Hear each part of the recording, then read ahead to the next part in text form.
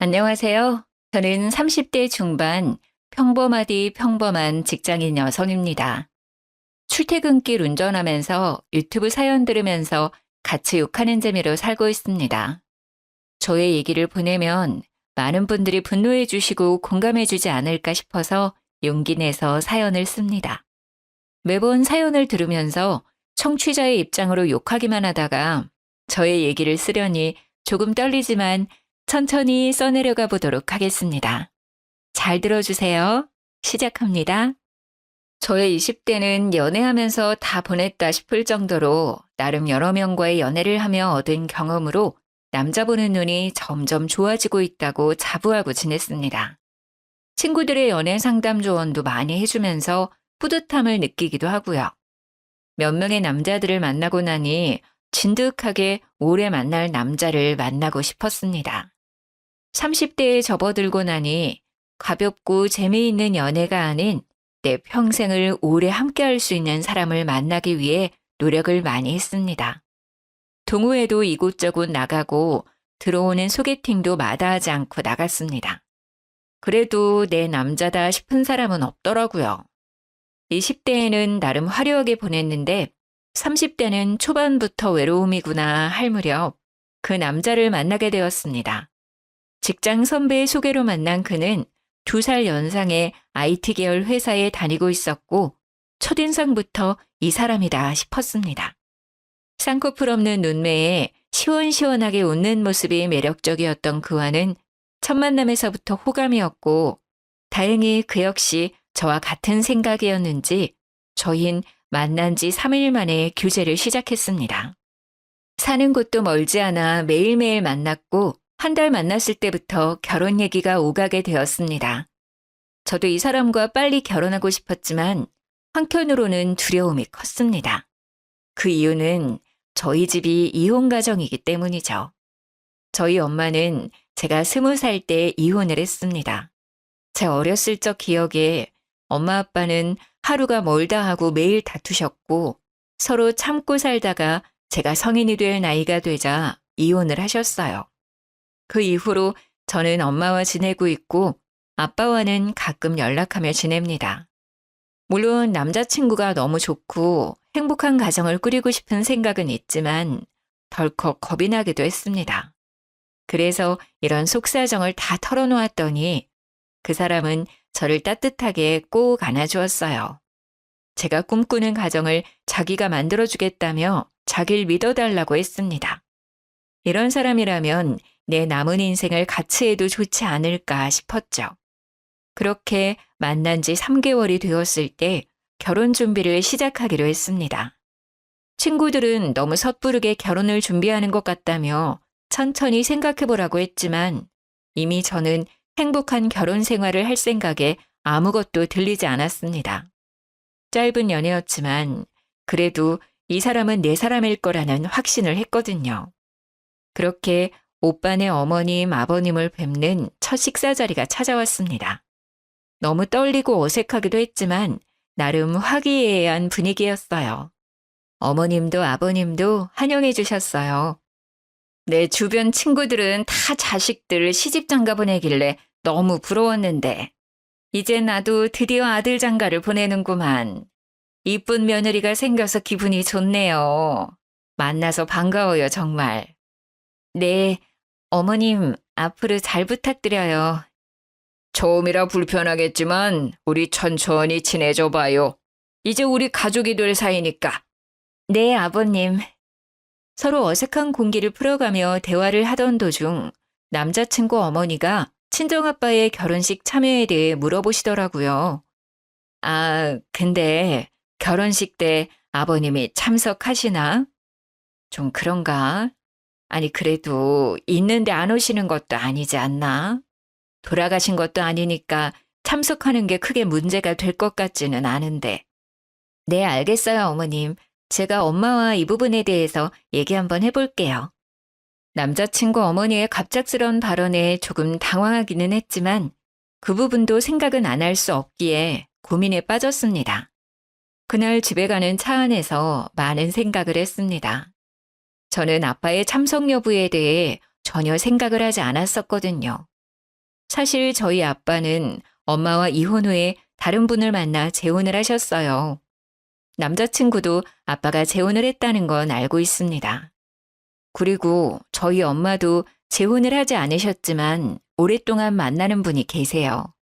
재혼을 하신 아빠에게 와달라고 하기도 난처한 상황이었고, 그리고 또 엄마에게도 미안할 것 같았거든요.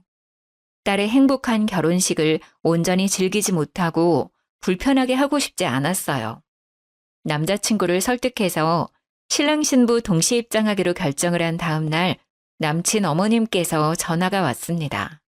정말 아빠를 부르지 않고 동시 입장할 거냐며, 엄마는 왜 재혼을 안 하신 거냐며 이해를 못 하시겠다 하시더라고요. 순간 기분이 확 상했지만 결혼식은 저와 남자친구 둘만 생각할 수 없는 행사라 그렇게 생각할 수도 있겠다 싶어서 넘어가기로 했습니다. 빠른 결혼 준비로 바쁜 나날들을 보내고 있던 중에 아빠한테 연락이 왔어요. 아빠한테도 알려드리긴 해야 할 것 같아서 결혼 소식을 전해드렸었거든요. 축의금을 주고 싶다며 꼭 받아달라고 말씀하시길래 계속 거절할 수도 없어서 받기로 했습니다. 아빠와 통화를 끝내고 계좌를 확인해 봤는데 3천만 원을 보내주신 게 아니겠어요? 너무 놀라서 아빠한테 다시 전화했더니 너 어릴 때부터 아빠 엄마가 못 볼 꼴 보이고 지금도 널 제대로 챙겨주지도 못한 거에 비하면 3천은 적은 돈이야. 더 주고 싶은데 아빠가 지금은 이것밖에 못 줘서 마음이 쓰이는구나. 이쁜 딸은 꼭 이쁜 가정 꾸렸으면 좋겠어. 아빠가 주는 이 돈은 다시 주지 말고 너 결혼 자금 하렴. 감사하기도 하고 죄송하기도 하고 여러 마음이 교차했습니다. 들리는 얘기로는 아빠가 하는 일이 좋지 않다고 들었거든요. 지난번에 만났을 때는 많이 야위기도 해서 마음이 좋지 않았어요. 무리해서 보내주신 것 같아 신경이 쓰였죠. 하지만 결혼 준비로 너무 정신없이 바빴고 일단 받아두기로 하고 나중에 다시 생각하기로 했습니다. 그렇게 시간이 흘러 결혼식 날이 다가왔고 어머님이 끝까지 아빠의 빈좌석에 대해 얘기를 하셨지만 별탈 없이 결혼식을 무사히 치르고 신혼여행도 잘 다녀왔어요.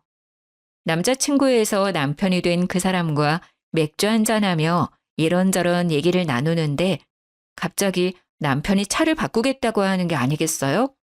아, 맞다 자기야. 이번에 내 차 바꿀까 봐. 딜러 하는 내 친구 알지? 지난번에 걔 만나면서 차도 보고 왔어. 뭐? 갑자기 차를 바꿔? 그 차 아직 멀쩡하잖아. 우리 결혼하느라 돈도 많이 썼는데 좀 더 타다 바꾸자. 아버님이 3천만 원 주신 거 안 썼잖아. 그걸로 바꾸자. 나 차 바꾸고 싶단 말이야. 어차피 당장에 큰돈 들어갈 일도 없으니까 그 돈 써도 되잖아. 우리 아빠가 주신 돈으로 본인 차를 바꾸겠다니 너무 어이가 없고 기분이 나빴습니다. 저는 아빠한테 다시 돌려드릴 생각이었거든요. 오빠, 아무래도 아빠가 준 돈 다시 돌려드리는 게 맞는 것 같아. 안 그래도 얘기하려고 했는데 정신없어서 이제야 얘기하네. 자기야, 그걸 왜 돌려줘? 너 결혼 자금하라고 주신 거잖아. 굳이 왜? 그렇긴 한데 이 돈을 어딘가에 쓰기도 좀 그래. 원래 받았을 때 바로 드리고 싶었는데 정신없어서 잠시 미룬 것뿐이야. 그리고 아빠 요즘 벌이도 좋지 않기도 하고 또 몸도 안 좋아 보여서 마음이 쓰여. 그건 아버님이 알아서 잘 아시겠지. 뭘 그런 것까지 신경을 써. 그런 것까지라니? 그래도 우리 아빠야. 어떻게 신경을 안 써? 그리고 원래 나한테 없었던 돈이니까 없었다고 생각하면 되잖아. 난 꼭 돌려드릴 거니까 그렇게 알아.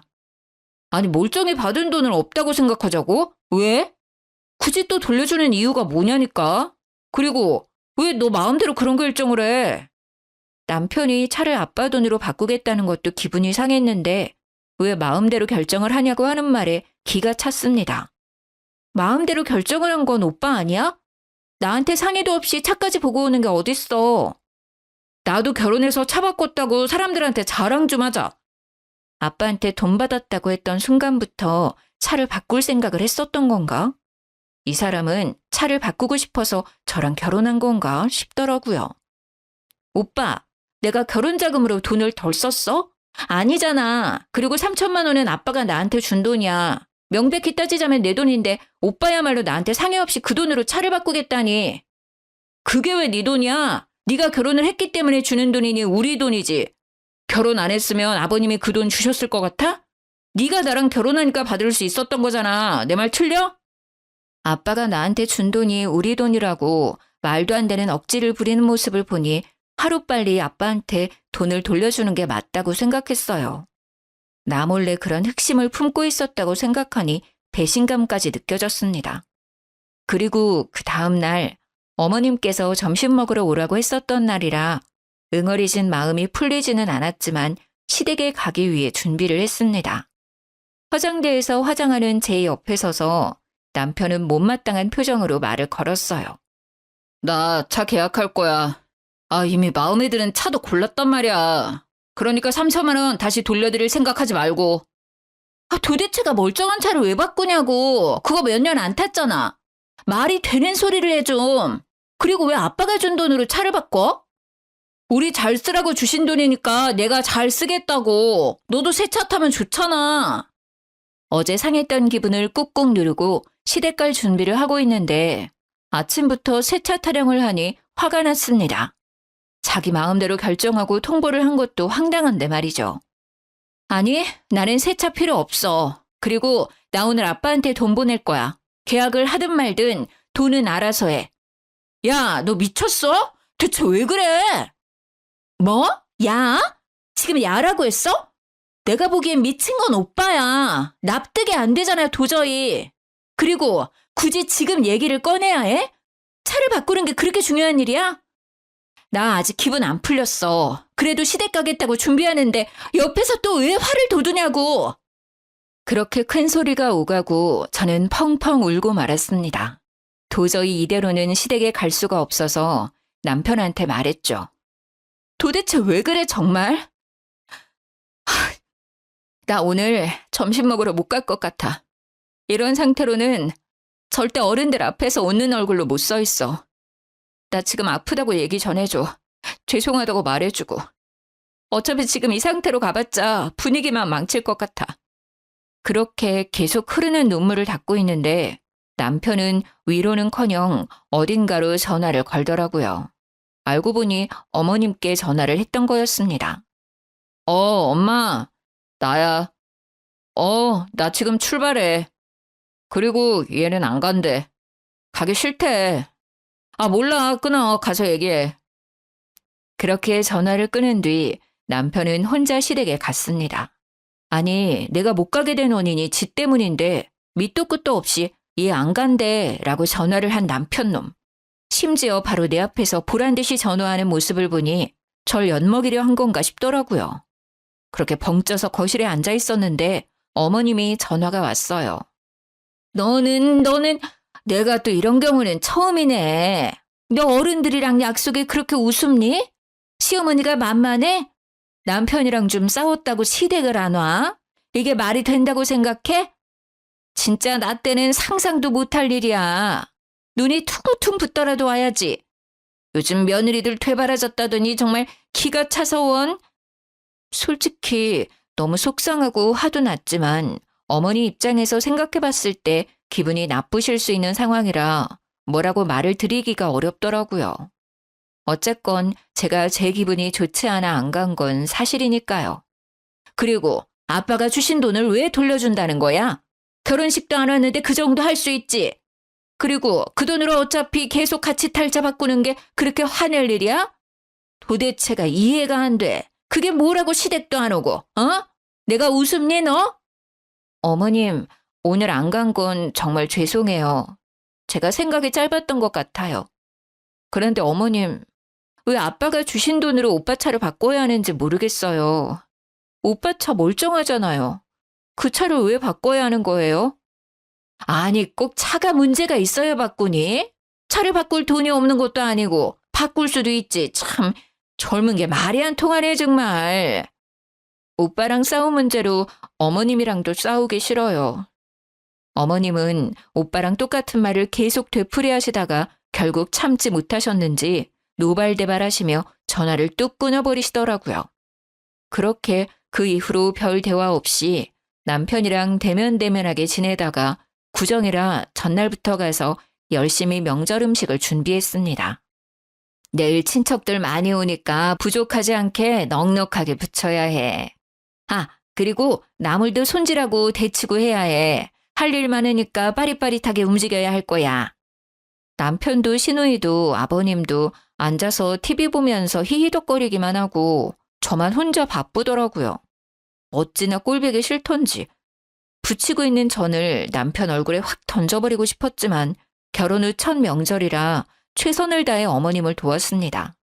어머님은 제가 쉴 시간도 주지 않으시고 계속 일을 시켰어요. 정말 몸도 힘들고 정신도 없어서 밥도 제대로 먹히지도 않고 얼른 끝내고 엄마한테 가고 싶은 마음뿐이었죠. 모두 저녁 식사를 마치고 과일과 함께 티타임 중이었는데 어머님이 주방에서 쉬고 있는 저를 부르시더라고요. 잠깐 이리 좀 와봐라. 부르시는 소리에 어머니가 계신 쪽으로 갔더니 갑자기 저보고 무릎을 꿇으라는 거 아니겠어요? 아니, 내가 지난번 일 그냥 넘어가면 안 될 것 같아서. 우리 가족들 의견도 궁금하기도 하고. 그리고 남편이랑 싸운다고 시댁도 안 오고 정말 내가 진짜 너무 어이가 없어서 웃음이 나더라 그날은. 이번 기회에 너의 그 버르장머리를 제대로 고쳐줘야지. 뭐하고 있어? 멀뚱멀뚱 쳐다만 보고 있을 거야?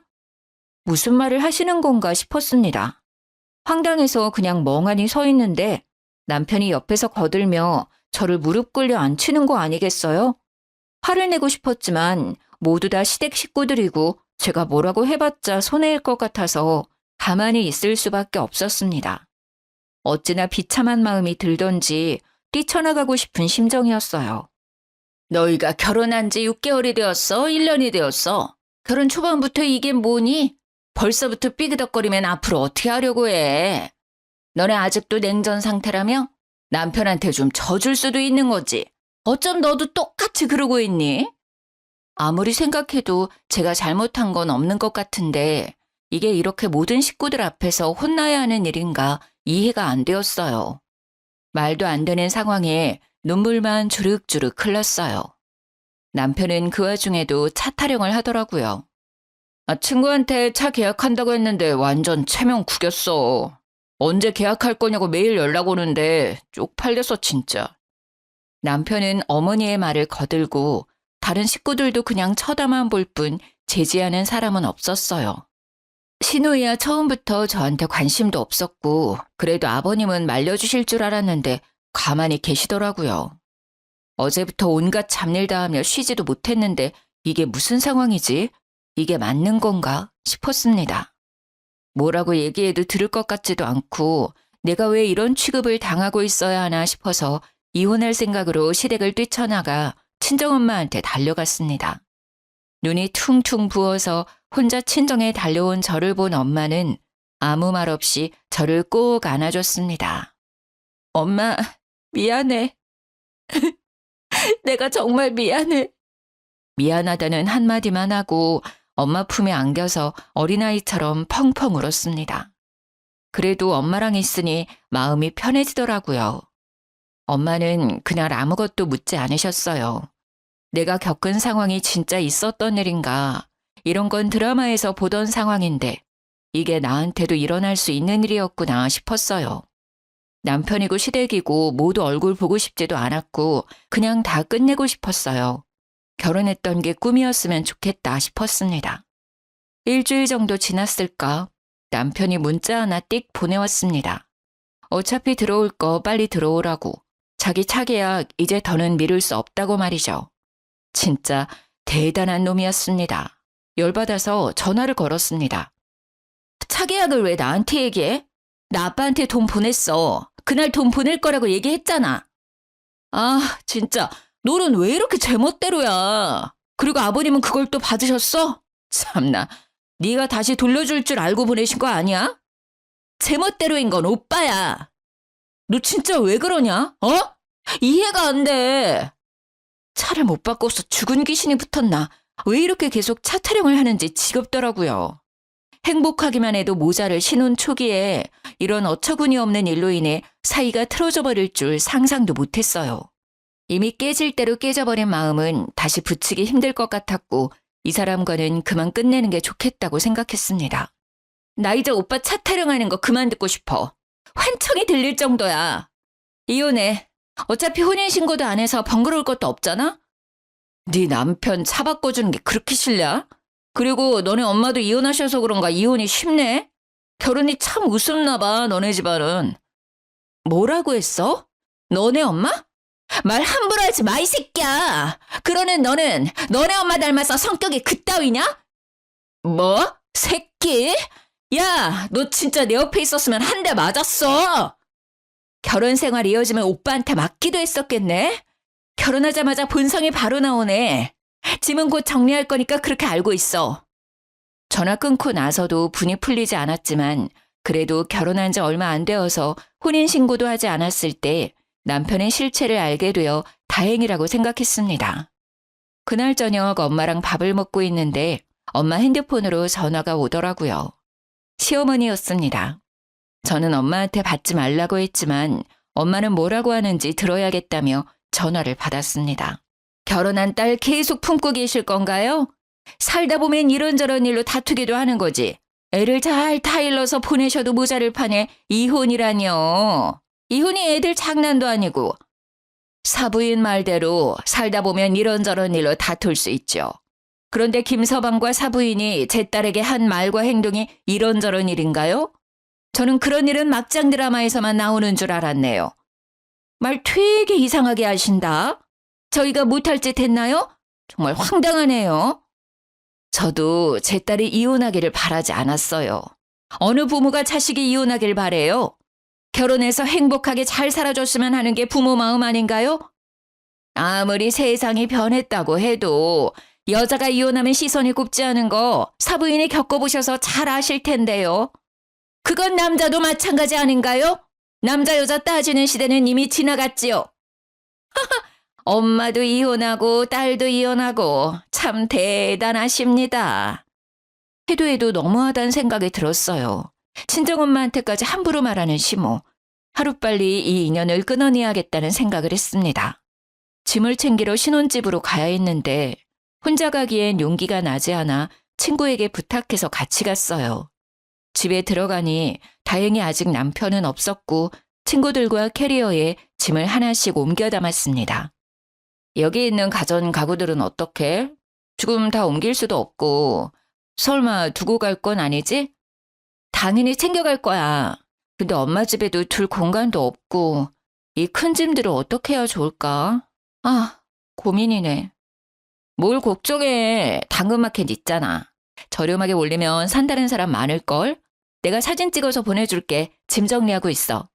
그렇게 한참 짐 정리를 하고 있는데 하필 남편이 들어오더라고요. 얼씨구, 진짜 뭐하냐? 이거 주거 침입 아냐? 집에 들어오자마자 어이가 없다는 듯 말하는 그 사람의 말은 무시하고 마저 짐을 챙겼습니다. 사진 다 찍었어. 거의 새 제품 컨디션이라 저렴하게 올리면 금방 팔릴 거야. 친구가 찍은 사진들 보며 얼마에 올릴까 고민하며 얘기하고 있었는데 남편이 끼어들더라고요. 잠시만, 당근마켓에 뭘 올려? 여기 있는 가전 가구들 다 내가 산 거잖아. 가져가기엔 짐이 많아서 당근마켓에 싸게 올려서 팔려고. 두고 갈 순 없잖아? 오빠 좋은 일 시키는 건데? 진짜 웃기는 짬뽕이네. 그렇게 따진다고 치면 너 여기에서 지낸 비용 줘야지. 아, 그 생각을 못했네? 줄게. 확실하게 해야지. 요즘 평균 호텔 1박 비용이 얼만지 확인해서 보내. 야, 그냥 당근에 올리지 말고 그냥 둬. 내가 그 금액에 사면 될 거 아니야. 어차피 나도 다시 사야 하는데. 그럴래 그럼? 안 그래도 하나하나 거래하기 귀찮았는데 잘 됐다. 옮기지 않아도 되고. 금액 정리해서 보낼 테니까 바로 돈 입금시켜. 본인이 사겠다고 하길래 잘 되었다 싶어서 그러라고 했어요.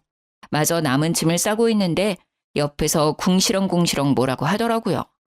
듣는 채도 안 하고 짐 챙겨서 나왔습니다. 친구들도 끝까지 징글징글하다며 혀를 찼죠. 그렇게 아무 일도 없었던 것처럼 일상으로 돌아갔어요. 마침 회사도 바쁜 시기라 정신없이 보냈습니다. 그렇게 한 달 정도 지났는데 남편한테 아무 연락도 없더라고요.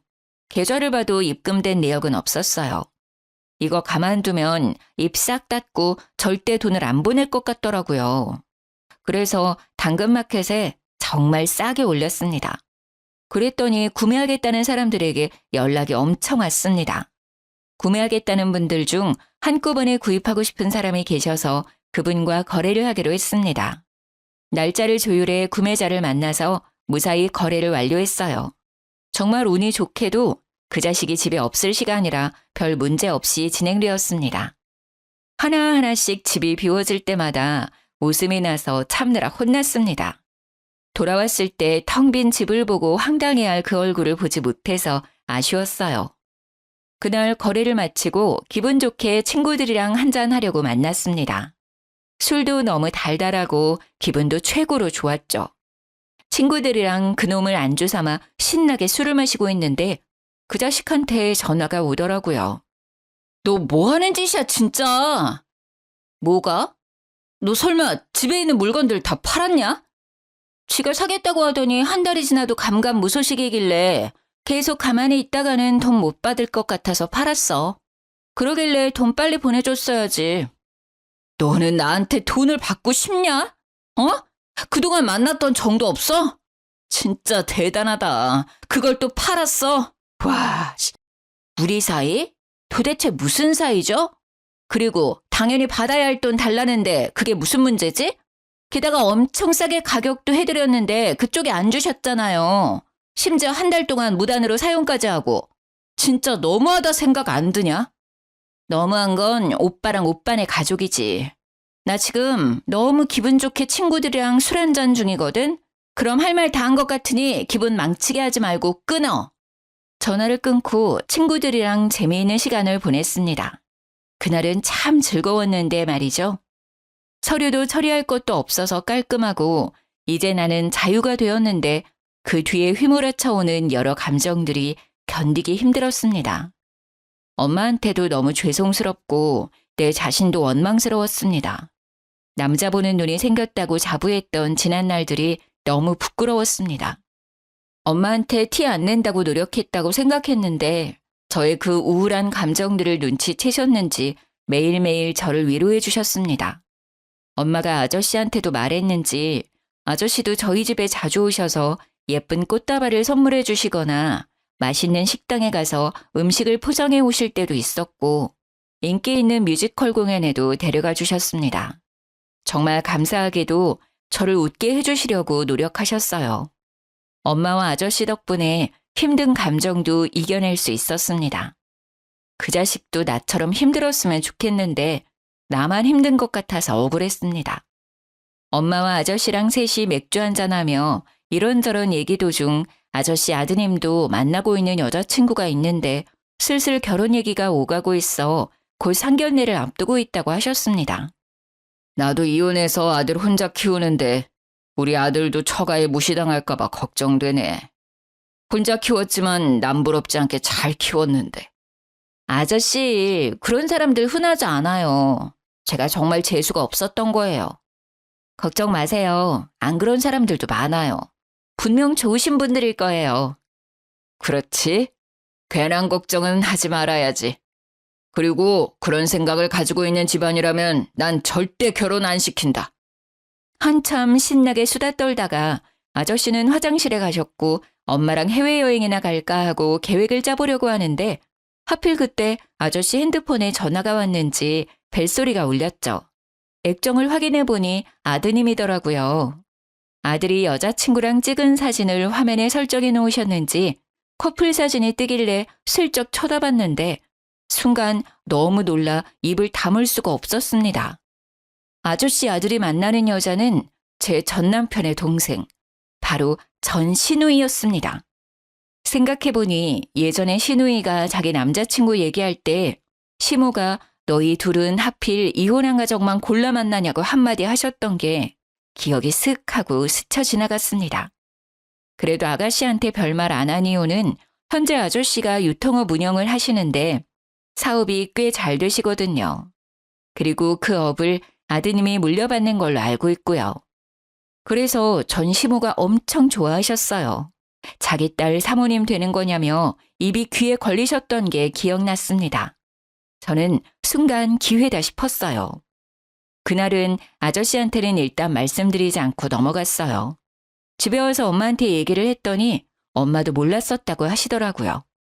아저씨한테 어떻게 얘기를 드릴까 하던 찰나에 아주 좋은 생각이 떠올랐습니다.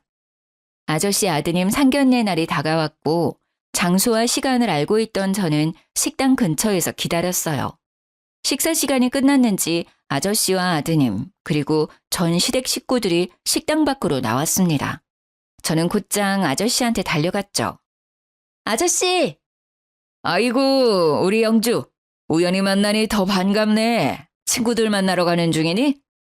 아저씨는 저를 반갑게 맞이하셨고 전 시댁 식구들은 마치 귀신이라도 본 사람들처럼 입을 떡 벌리고 저를 쳐다봤습니다. 아니, 너? 시어머니는 얼굴이 하얗게 질리셨고 남편도 무슨 일인가 싶었는지 저의 손목을 붙잡고 다른 곳으로 끌고 가려고 했어요. 저를 억지로 끌어내려는 남편을 아저씨가 제지해 주셨죠. 뭐 하는 거예요? 내 딸 같은 아이한테. 아저씨의 발언에 전 시누이는 금방이라도 울 것 같은 표정이었고 전 시모는 놀란 토끼 눈이 되었어요. 모두 있는 자리에서 저는 아저씨께 말씀드렸습니다. 아저씨, 여기 계신 분들이 제 전 시댁 식구들이에요. 뭐? 아저씨는 제 말을 듣고 순식간에 화난 얼굴로 전 시모를 째려봤습니다. 사돈어른, 뭔가 오해가 있으신 것 같은데 저희 조용한 곳으로 가서 얘기를 좀 더 나눌까요? 저는 더 이상 할 말은 없는 것 같고 오늘 나누었던 결혼 얘기는 다시 생각해 보도록 하죠. 아니, 그냥 없던 걸로 하는 게 나을 것 같네요. 아들, 일단 너 집에 먼저 가 있어라. 아저씨는 저를 데리고 그 자리를 박차고 나왔습니다. 그렇게 아무것도 못하고 저를 쳐다보는 시댁 식구들을 뒤로하고 아저씨와 함께 가는데 속이 너무 시원했습니다. 그 다음날 아저씨랑 엄마랑 근교 드라이브 가기로 해서 준비 중이었는데 전 남편과 그 식구들이 친정집으로 들이닥쳤습니다. 야! 이년아! 문 열어! 쿵쿵 문을 두드리는 소리에 문을 열었더니 전 시모가 저를 보자마자 머리카락을 잡아채고 막 흔들었어요. 이게 무슨 짓이에요? 이거 안 나요? 당신 미쳤어? 나쁜 년, 내 아들 인생 망친 것까지 모자라서 내 딸 인생도 망치려고 해? 내 딸한테 왜 이래요? 이거 놔요. 경찰 부르기 전에 어서요. 저도 가만히 있을 수 없어서 똑같이 머리채를 잡아드렸죠. 전 시모의 비명소리에 뒤에 있던 두 자식놈들도 합세해 순식간에 현관은 난리가 났었어요. 그 순간 엄마와 저를 데리러 온 아저씨가 사자후를 질렀습니다. 도대체가 뭐 하는 거예요? 아저씨는 엉망진창이 된 엄마와 저를 살피고 나서 무서운 얼굴로 시어머니와 시누이를 쳐다봤습니다. 정말로 대단한 사람들이네. 아버님, 오해해요. 시누이는 울면서 아저씨께 매달렸어요. 아저씨는 단호하게 선을 그어 얘기했습니다. 대체 어떤 게 오해라는 거지? 그리고 누가 아버님이야? 헤어지라고 얘기했는데 아직 전달 못 받았나? 저 못 헤어져요. 사돈어른, 제가 다 설명할게요. 이거 어떻게 된 일이냐면요. 어디서부터 얘기를 해야 하나? 쩔쩔매며 아저씨께 해명하려고 하는 둘을 보니 우스웠습니다. 저한테는 한 번도 보여주지 않았던 모습이었죠. 들을 얘기 없다고 몇 번을 얘기해요. 그만 돌아가 주세요. 2번 다시 얼굴 보고 싶지 않네요. 여기에도 우리 집에도 찾아오지 마세요. 한 번 더 찾아와서 행패를 부리면 그땐 정말 가만히 있지 않을 거예요. 아저씨의 말에 전 시모는 아무 말도 못하고 가만히 서 있더라고요. 그 와중에 전 신우는 아저씨 손을 잡으며 죄송하다고 울며불며 사정하는데 아저씨는 단호하게 얘기했습니다. 이제 네 얼굴 보고 싶지가 않으니 어머니 모시고 가. 이렇게 해봤자 내 마음은 변함없다. 남의 집에 찾아와 행패 부리지 말고 다신 오지 마. 결국 셋은 더 말도 못하고 돌아갔어요. 그 난리법석인 와중에 그 자식은 한마디도 못하고 찌그러져 있더라고요.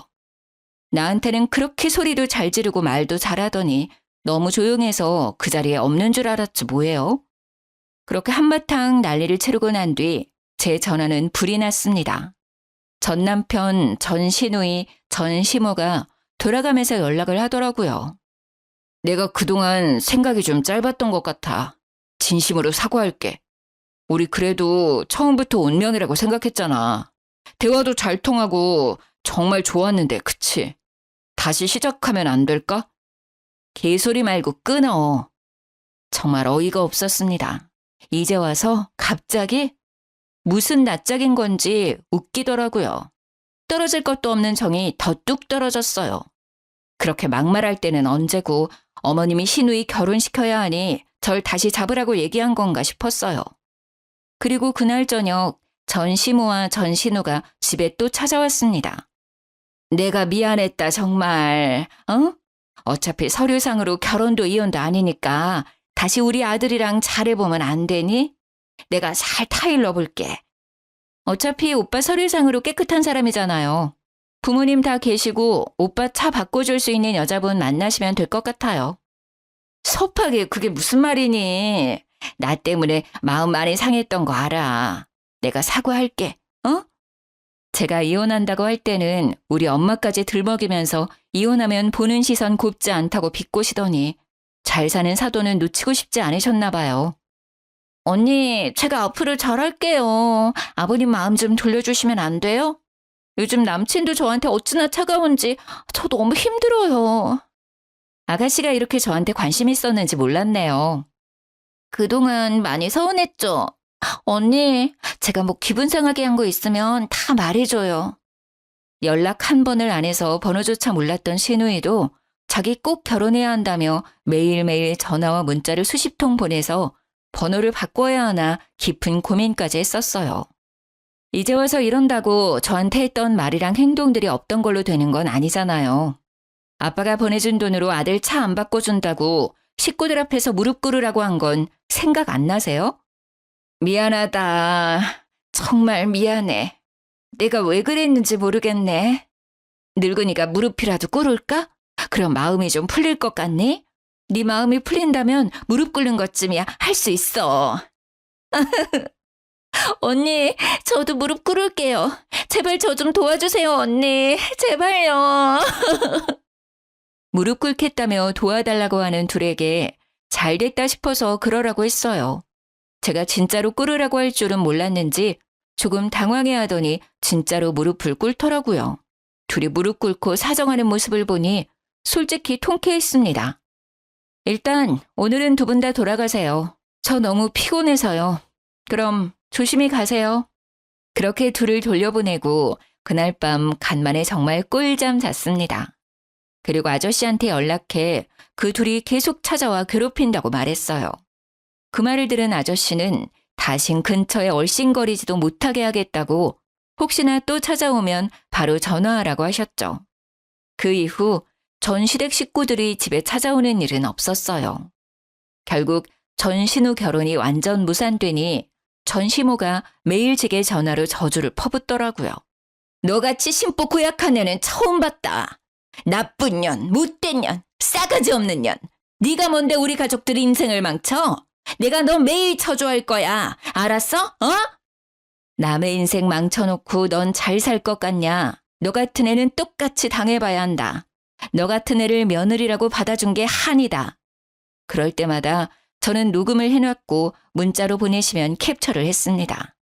나중에 모아보니 어마어마하더라고요. 전 남편한테 전화를 걸어서 말했습니다. 자업자득이란 말 알지? 내가 뭘 어쨌다고 매일매일 괴롭혀? 나 너네 엄마가 나한테 한 폭언들 다 캡처하고 녹음해서 가지고 있어. 계속 이렇게 하신다면 나도 가만히 있지 않아. 오빠가 다른 여자들 만나거나 시누이가 새로운 남자 만날 때마다 어머니가 나한테 한 집 보내서 어머니 실체 밝힐 거야. 그러니까 그만하시라고 해. 나 이제 더 이상 참지 않아. 전화를 끊고 어머님이 했던 폭언들에 대한 자료를 남편한테 보냈습니다. 또 연락 오면 이 증거들로 정신적 피해보상 청구까지 할 거라고 했어요. 겁먹었는지 그 이후로는 연락이 안 왔습니다. 진짜 변호사를 찾아가야 하나 싶었거든요. 그렇게 완전히 시댁 식구들이랑 끝내고 1년 정도 지났을 때 전 남편이 연애를 시작했다는 얘기를 건너 듣게 되었어요.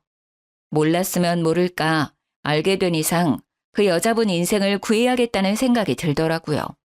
그래서 그 여자분 연락처를 지인을 통해 알아내어 전 시모가 저한테 보냈던 문자와 전화 녹음 파일을 죄다 보내드렸습니다. 그 뒤로는 어떻게 되었는지는 굳이 확인하지 않았어요.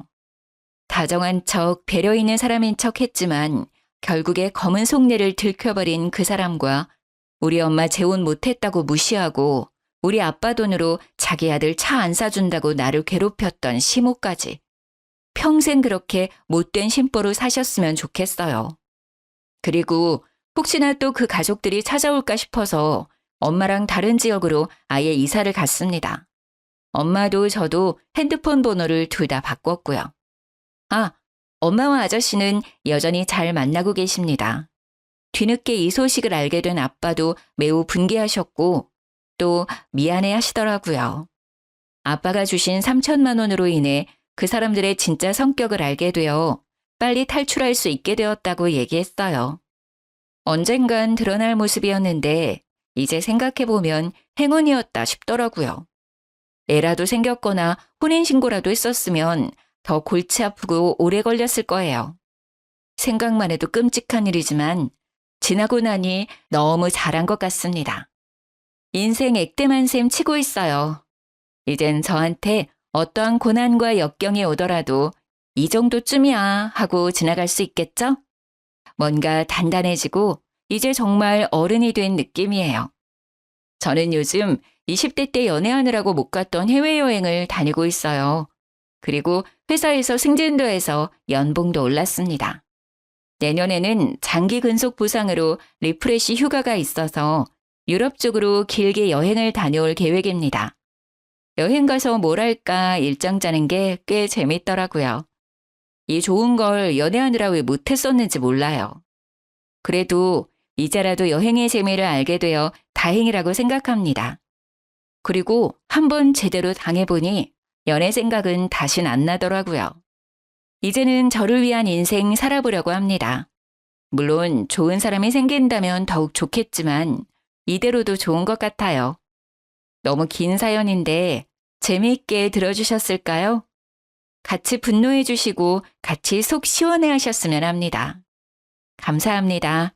늘 행복하시고 건강하세요.